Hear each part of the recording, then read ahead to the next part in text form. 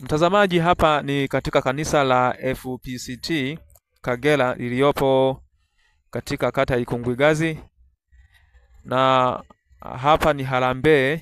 Kama unavyoona hapa ni harambee ambayo lengo la harambee hii wanahitaji kupiga plasta jengo la kanisa ambalo lengo la upigaji wa plasta ni milioni 1.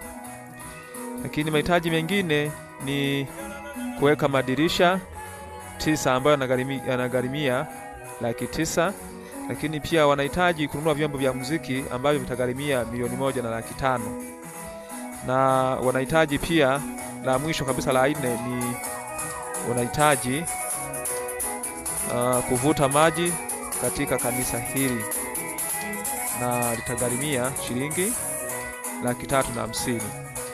Hivyo pengine kama unavyoona, kwa kuwa ni harambee ya kwanza kabisa pengine katika harambee zao ambazo wameziweka kwa awamu, na awamu ya mwisho kabisa pengine itakuwa ni mwezi wa 8.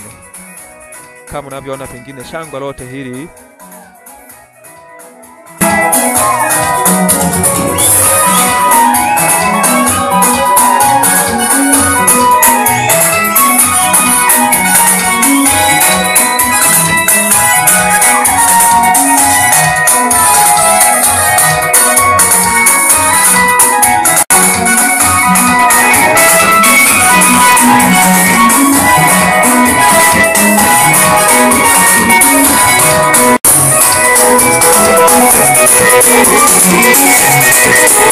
Thank you.